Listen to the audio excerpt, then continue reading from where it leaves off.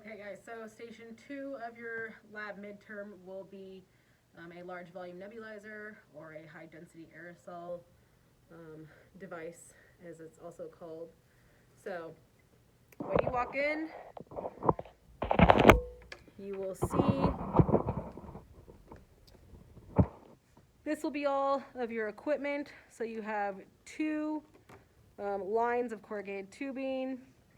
You have your rainout trap. You're going to need a trach mask because we're going to be putting this on a trach patient. You have your entrainment device, and then you have a bottle of sterile water. So this will be laid out on the table for you when you start. So you will then assemble all of this. So to do that,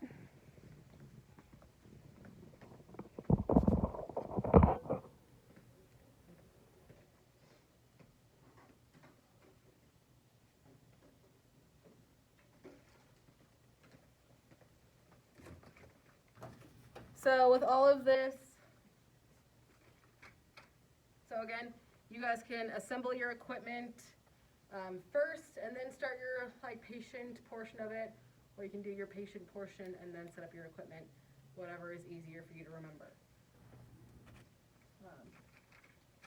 So this is normally what these guys look like, brand new, unopened. So you'll see that this line is much longer than this one. We typically, it's like you don't have to, but when you start using these out in the field with these bottles, they're a little bit longer than the actual bottle, and they can kind of get kinked up on the bottom.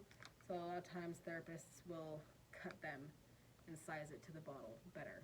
So just to show you that, you won't have to do that for the midterm. That's just for your guys' information. So anyway, to actually set it up, you take your bottle of sterile water, you're going to crack it open, you're going to put your entrainment device on your sterile water, and you take one line of your corrugated tubing. The way I measure this out, you'll see that there's like little chunks on this corrugated tubing. So usually I do about 7 little, portions to make sure I have adequate slack for my patients. So you plug one end of your corrugated tubing into your larger port on the side here. Then you take your drainage bag or cup, depending on what your facility uses. You attach one side to one Y, or one side of the Y, and then you take your other line of corrugated tubing and attach it to the other side of your Y.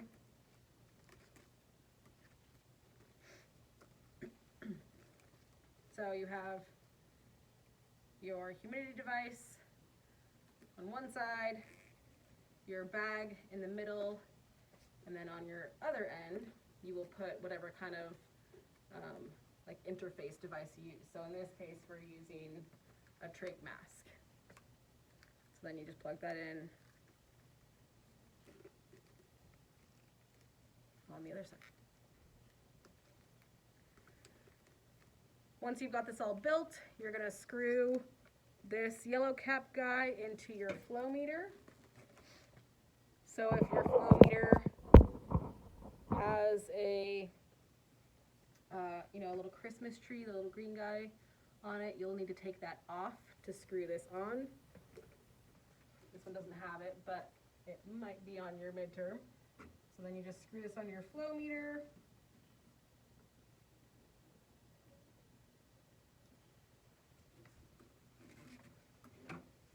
And your device is ready to go. So if you guys do this first and set up your device, then once that is all assembled, you will actually do the patient portion of your midterm.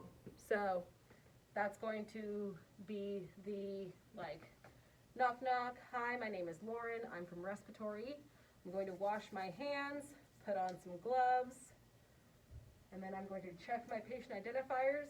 So I'm going to look at their wristband, I'm going to ask for their name and date of birth, and I'm going to check their chart, and I'm going to verify that all of, everything matches. What they tell me their name and date of birth is, what's on their wristband, and what's in the chart on the computer should all match. And then you also, during that time, check your orders and verify that your orders are on the correct patient and correct. So once you've done your patient identifiers, then you will chart all of your vitals. So I'll have an iPad up that has all that information on it. So you'll chart the heart rate, respiratory rate, breath sounds, and SpO2. So all of them minus your breath sounds, you just write down, but breath sounds, I want you to actually come over to your patient and pretend that we're listening to breath sounds. So remember, with breath sounds, we usually listen to the apices of the lungs, and at least, so here, and then at least the sides. There are more checkpoints, but those are like the 4 minimum checks that you should do at least. So checking here, here, here, and here for breath sounds, and I'm going to chart all that down.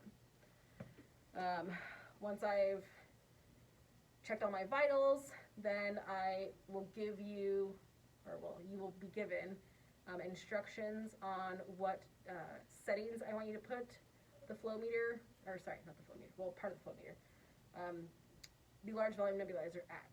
So like in this scenario, I'm going to say, I want this patient to be receiving 15 liters of oxygen, 15 liters of flow set at 35% oxygen. So, come over to this guy.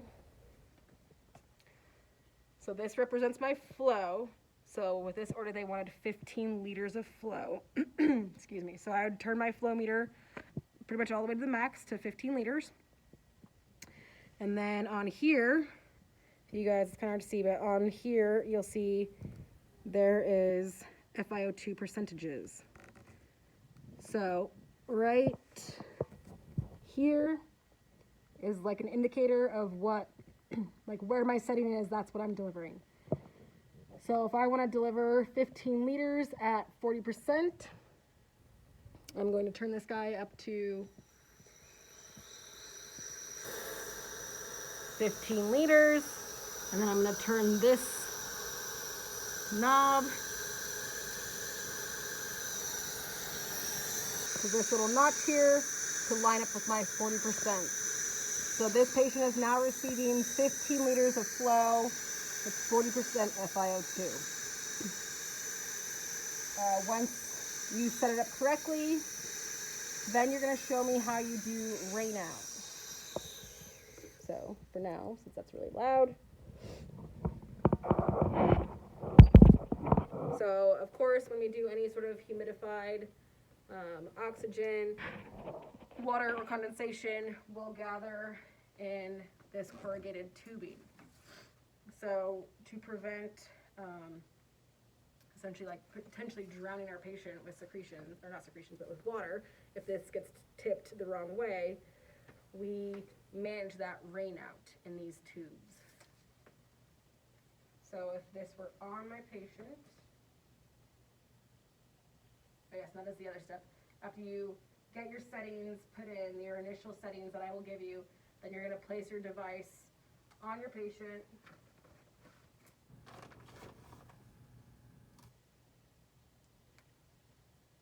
Like so. Remember with these trach masks, the writing that's on them, it goes on the top, not on the bottom. So that's how you know if you have it on correctly. So then, once you put your device on your patient, then you're going to do the rain out stuff.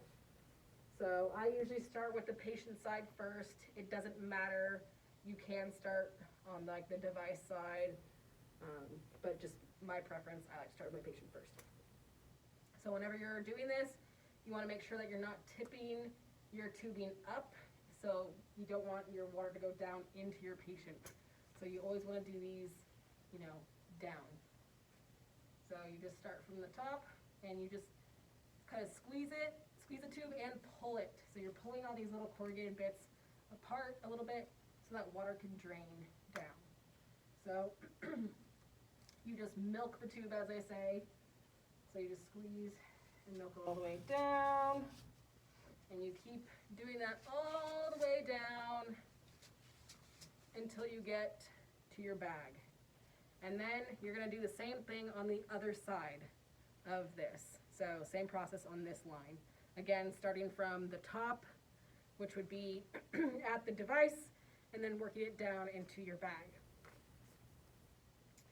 Then once you've done that, you're going to, on this guy is your little port that you empty out any water that has collected in here. So then you're just going to show me that you know to open that up to drain any water in there. You want to make sure that this doesn't get too full. If this bag gets really full, it actually will start kind of making a gurgling noise. If a lot of water gets in these tubes, it makes a gurgling noise. So you'll learn to recognize that sound when you walk into a patient's room.